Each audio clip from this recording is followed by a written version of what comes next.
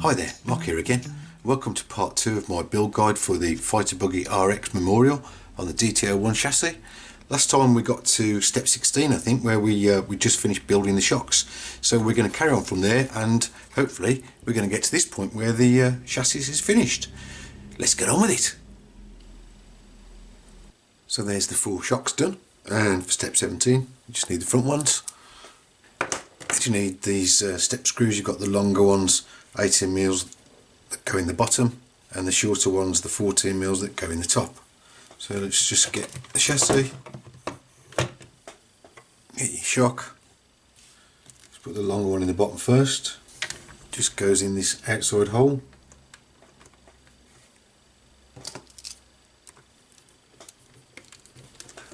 And then the shorter one goes in the top shock mount.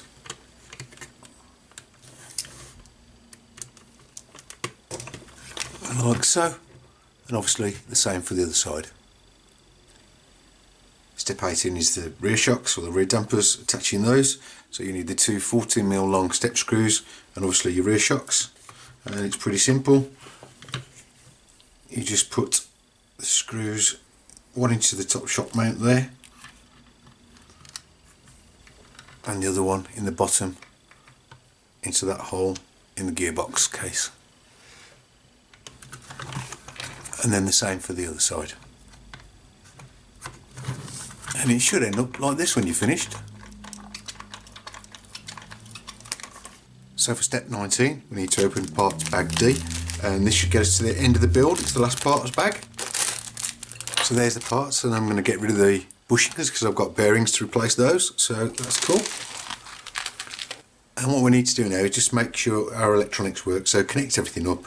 And your number one thing is to make sure your servo's in neutral. So yeah, fired it all up. Just give that a few turns, let it centre, because the steering rods aren't adjustable on this kit, so we really do need this to be in the central position. Once you've done that, you need these 2 plastic parts, which is E4 and E1, and we're just going to screw the servo onto this, so make sure it's the right way around. So E4 goes on this side of the servo, and we're just going to put one of those screws in, which are the little flanged silver ones. They're 8mm long. It's like a built-in washer. That's the one side, and then E1 goes on the other side. Again, just one of those screws in the front there. Yeah, and it should look something like this. And I'm just going to put in the switch for my ESC into that slot there with, I'm going to just use the screws that come with it. Okay, that's what it looks like with the switch fitted with the cover on. Okay, so on step 20, where we're going to put this into the car, where we're going to need this part here, which is what it calls the RC deck. And you've got to chop off these 3 lugs by the look of it. So yeah, showing cutting them off with some angled cutters. So let's have a go at that.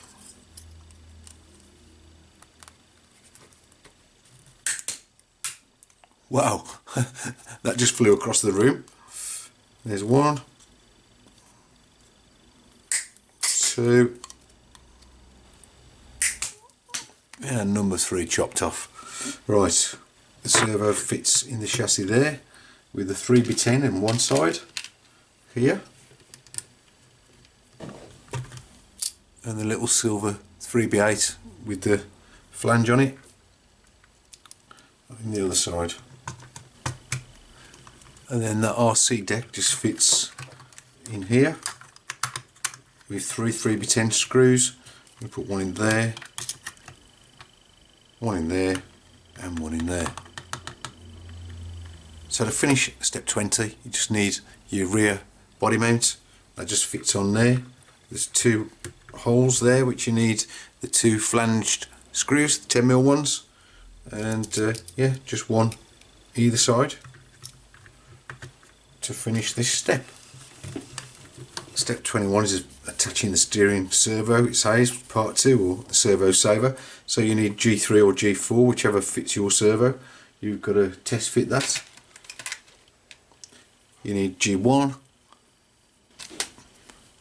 and G2. This just clips on.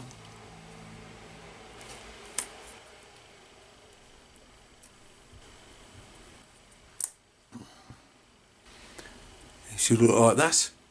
And then you need this bar and whichever screw and the washer to fit your servo.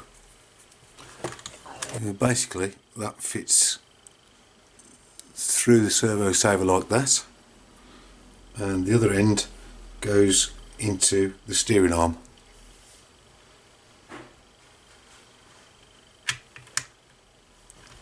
And then fit this onto your servo so that it points at 90 degrees like that as best you can. You'll never get it exactly right because of the splines on the servo, but that's where you'll have to centre it up then with your adjustments in your radio. I think it's something like that. So step 22 is just simply showing you how to fit in your receiver and your ESC, and then 23 there is showing you just how to put some zip ties, I think, around the cables. And well, after I just showed you fitting that one piece on that top deck, if you have a look now, I've decided to take it back off. It said put the ESC on the top of this, and I wasn't happy with this sticking right up. There's quite a lot of room in this chassis, so what I've done is I've put the ESC right down low at the bottom, double-sided tape. The wires route through. There's a little clip here in this top bracket which holds the wires, so that fits nicely. I prefer that down there like that, and I've just fitted my receiver with some Velcro so that I can take it off again, because I do tend to swap these between my many different models. So that's my solution. I've put everything nice and low down in there. I might actually look at putting a cover over this later on, but no, it'll stay like that for now. Okay, so that's, as I said, parts 22, 23. Part 24 is just simply squeezing the tyres over the rims, which I've done. It says put some instant cement to glue them on, but I think with the standard motor at the moment I won't need any glue on these tyres. I think they'll stay on the rims quite well. You can see I've put a bit of white lettering on. It won't stay on, but it'll look nice for the first photos that I take of the car before it's run. Just a quick note on the rear ones, there is only the lettering on the one side, so make sure that goes on the outside, and on the fronts it doesn't matter because it's got the lettering on both sides. So anyway, there you go. If you want to put a bit of paint on, a bit of bling, only lasts 10 minutes, but there you go. Right, so let's get these wheels fitted then. The front ones are a piece of cake. You just need your bushings or your bearings, 1150s, one each side. Stick that over the front axle, and then just fit with your nylock nut. There we go. Obviously the same for the side.